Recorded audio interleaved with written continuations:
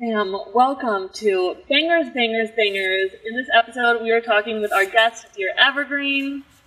She is a super homie and incredible music producer, and truly as soon as I saw her workflow and heard her music, I was like, holy shit, who is this girl? I want to find out what she's doing behind the scenes, what's popping in the project, so I'm so stoked to have her on board today. Michaela, do you want to introduce yourself and let us know a little bit about you? Yeah, absolutely. So my name is Michaela. My artist name is Dear Evergreen. I'm currently based in Los Angeles, California, but I grew up and, started my music career in Eugene, Oregon. I primarily make vocal-driven indie electronica, so I'm super inspired by the likes of Flume, Sylvanesso, Mind Chatter. I don't know if you've heard of him, but yeah, I think that's me. Okay, so the project you are presenting us with today is your song Temporary. What's Gucci with Temporary?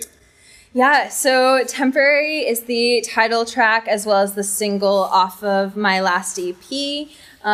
It's kind of a song about how the past year made us look for connections with people who we may have never really explored otherwise. So, this one in particular, it's about a boy that I kind of just by proxy became interested in just because there was no one else I was really seeing, literally not seeing any other humans.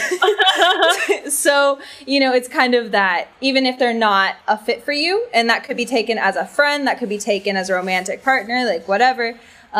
Just that feeling of not wanting to be alone, and so seeking some sort of connection with someone. I love that. Yeah, wow. Nothing has put the bar on the floor like before. You got a heartbeat? Sweet, you can take me on a date. Awesome.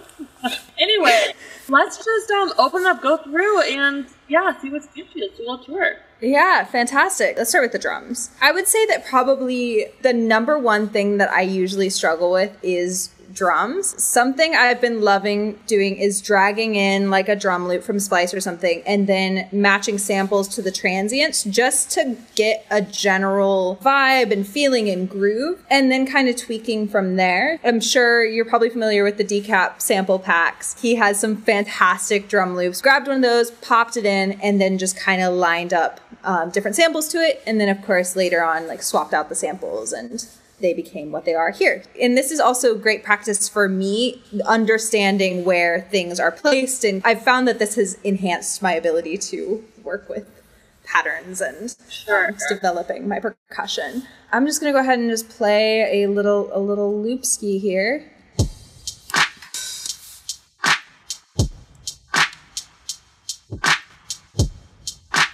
I was just really drawn to this kind of eerie, but swung and groovy, thing that was going on. This is the kick. It's all over the place, which is very fun. I feel like the drums, they're fairly simple. I change up the pattern over time, and add different hits here and there. I know there's some extra texture percussion and whatnot as well. Little industrial hits and whatnot, just to kind of add to the ambiance of what's going on. There's these fun little fills that go into the drop section.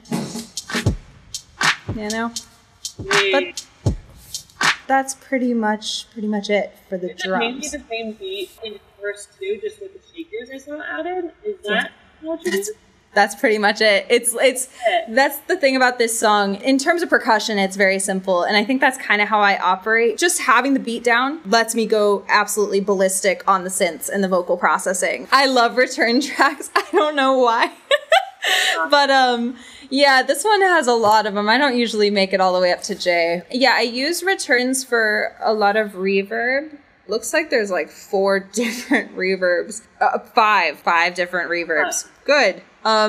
That's fine. Space, some distortion, a vocal delay, drum bus, and then just some vocal sizzle, which we'll talk about. I use Valhalla Vintage Verb pretty much for everything. Honestly, with this whole project, I got to a point, I set myself a deadline, and I was like, I just have to finish it. I don't care if it's imperfect. We just gotta get it done. Let's dive into the vocals next. We'll start with the lead. Here, yeah, I just have a compressor. I have this RC20, kind of just a slight distortion on it. I just remember I just tossed it on and I was like, this just sounds better than when I don't have it on here. They have the storm made me hold you closer. It's so subtle, but there's something about it that I'm just like, this livens it up a little bit. A de-esser and then some auto-tune. So when I track my vocals and I do the initial edits, so like comping, tuning, and timing, I do all that in Logic. I do that in a Logic session. I've experimented a little bit with Ableton's comping, but I'm just so used to doing everything in Logic vocal-wise for like those basic edits that I'm just kind of living there. I'll usually melodyne my vocals and then I'll also run them through auto-tune. So that's kind of what's happening here. The vocals were already melodyned before I drug them in.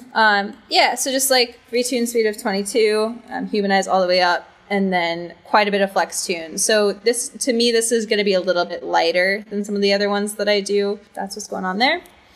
Also, I realized that we skipped over the I think I'm just like probably just smashing it. Funny how the storm made me hold you closer. EQ just got my little notches that to me didn't sound great, so I took them out. There you go. A bit warmer, saturated preset, and then I think I tweaked it a little bit. The crystallizer, it's super, super cool. So it is a granular echo synthesizer. Basically, I love using this for sound design and like crazy vocal atmospheres and whatnot. And honestly, the presets on here are just so fantastic that usually I don't even have to do much to them to like make something like very cool. It's absolutely crazy. It's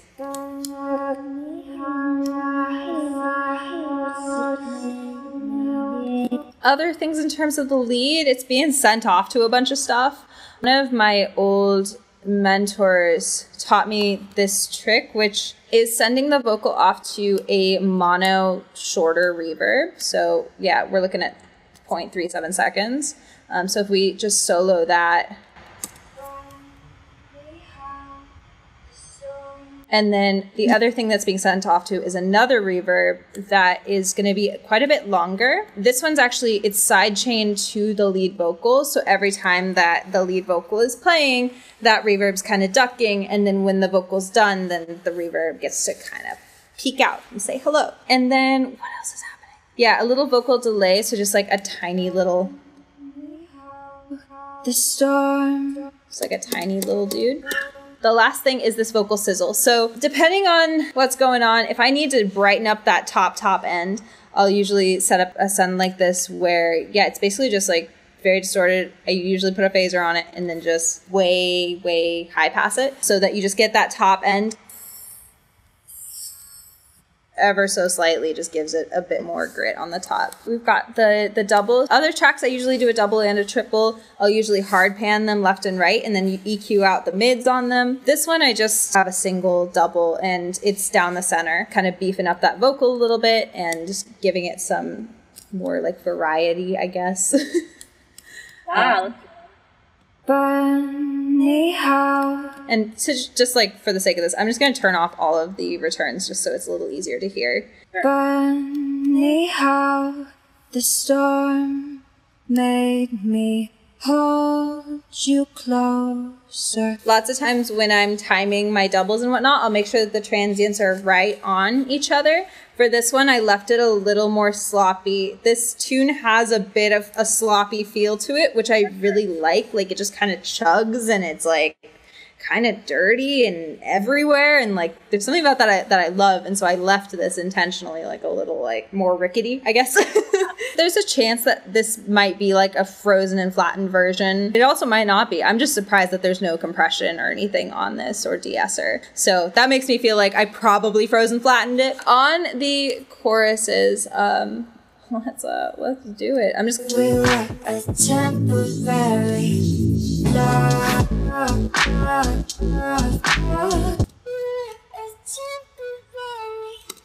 So yeah, this is one of just the higher octaves. For this one, the main thing is this little altar boy. Just got the formant shifted up a little bit. We got the pitch all the way up and then the drives just all the way up. So it's just a nice gritty top layer. And then these loves, I think, are what's kind of interesting. So We were a temporary love.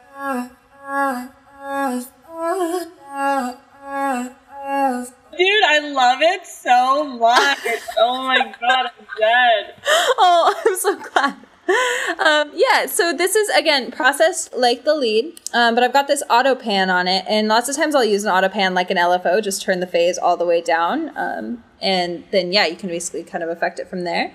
And then there's this crystallizer that's on it, which doesn't turn on until the very end here. So that's kind of how it leads into the next section. Got the saturator on there, and then we got just, I believe this is probably acting as, yeah, a de-esser.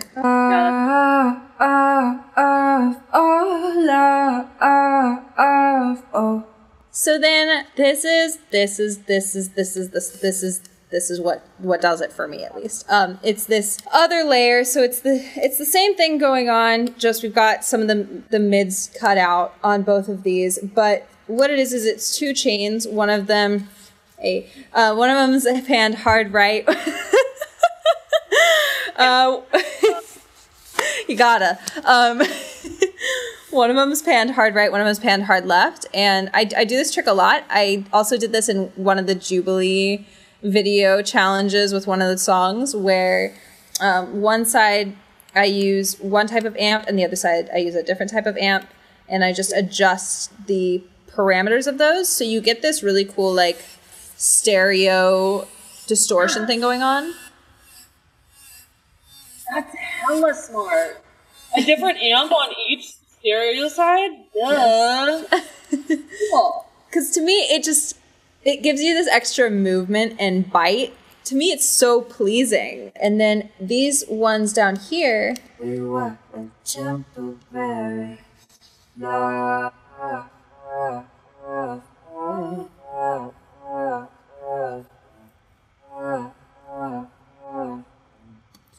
So even more stereo information. I've got a double and a triple going, and then they're panned hard right, hard left, and these ones are going to be auto panned just like the other loves. They're also delayed a little bit, and then just a lower octave, which again I created with Little Altar Boy. And then aside from that, the only other things that are going on, there's just like a few like just different delays and whatnot. So usually when I do vocal delays, instead of like automating a delay on and off or whatever, I will actually create separate tracks and, label them whatever they are, and then toss certain delays of different times on those. And then I will take certain words from the lead and move them onto them, and then kind of create my delays that way. In this session, I've frozen and flattened those so that I'm able to go in and cut out certain delays to get out of the way of other elements that are coming in. We can go ahead and dive into the effects. There's really not a lot going on here. It's just like a lot of reverse elements. I'm just so obsessed with using vocals for any and everything. It's amazing that I didn't use vocals for like any of the synths on this one. Like, I feel like usually like when I'm like, I'm in doubt, I'm just going to take an ooh and I'm going to toss it into a sampler and pray, So, lots of reverse vocals, vocal washes, just moving into different sections. I got this little like LFO sub drop. I believe this is just like white noise sine wave. That's exactly what it is. And yeah, so that's kind of what that little moment is. We were a temporary love. And then are you just automating the pitch? Yeah, so it's just that the synth itself is mono, and so then I've just got it to where when these overlap, the portamento time is a long time. Perfect. Yeah. Like super sweet little effect, so simple. Love it. Yeah, just some like white noise crackle operator. This is just white noise rises. I love using a bandpass for those. They're always nice and light. Oh, what are these? How did I make these? I must have... Yeah, these are 100%... You see that G-sharp ooze? That's me grabbing one of my ooze and messing with it. I do that a lot where I'll take a vocal and just start tossing random effects on it, and I'll just run a resampling channel, and then I'll just like take the snippets that to me are interesting, and then I can use them as effects, or maybe they'll become a main instrument or whatever. So yeah, next let's do the sub, and then we'll round off with the synths. Cool, Synthland. We're going into Synthland. This project file is a little bit all over the place, so bear with me here. We'll just start poking around, seeing what's going on. So the first thing I think I'm going to go to is just this first instance of Serum. So this is one of the drony synths that's in the intro. So yeah, all that is going on here is really just, looks like it's just a saw wave. Little LFO doing a little FM from A, baby. Let's go. A little wavetable position action and then just a little cut off on that filter. Do you make most of your synths in Serum? Is that like your go-to? I would say I make most of my synths in Operator. I gravitated towards this and Iris for whatever reason on this song. I think I was just really playing. Like this song to me, especially in the beginning stages, felt a lot like just being in the sandbox and just like, I wonder what this can do, you know? And then just some OTT. And then eventually I have this auto pan going. That's giving it like the pulsing effect. That's great. This one's fun.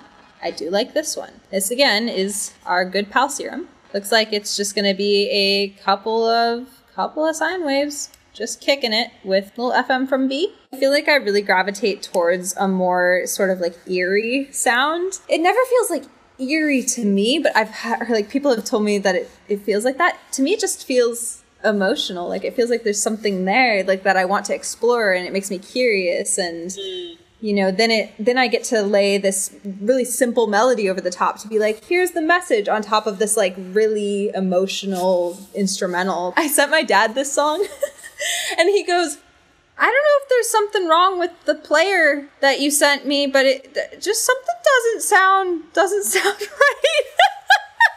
I was like, Dad, that's called distortion and a bit crusher. Like, I don't That is so fucking funny. That is the best reaction. Oh, I think you said the wrong. No, that's like, no, that's hella funny. Yeah. There's this kind of drony chords going on in the verse. And this is Isotope Iris.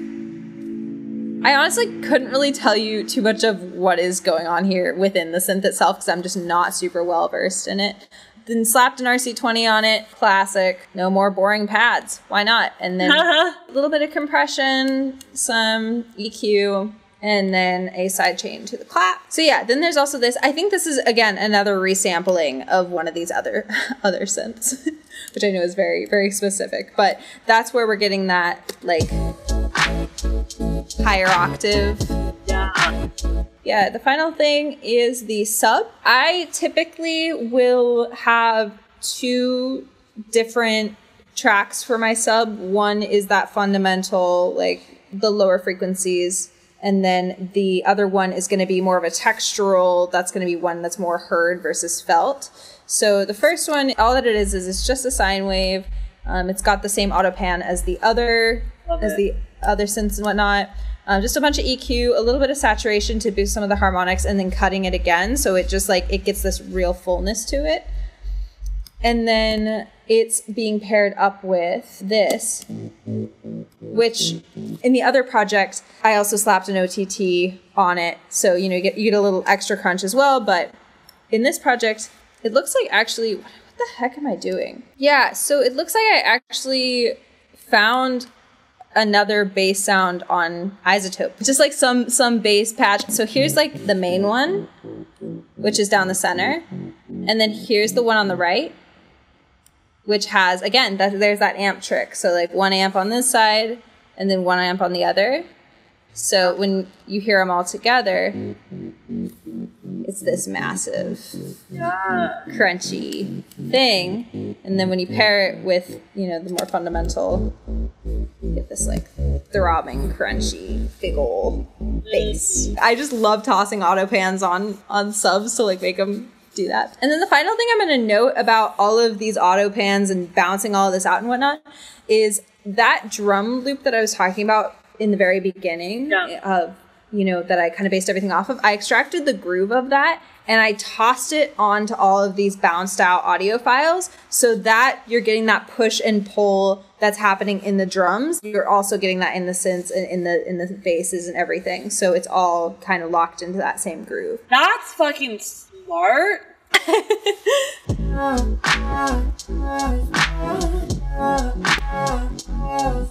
that's pretty much it. And that's it. And then it all comes together and it makes a real song. Isn't that incredible? Yeah.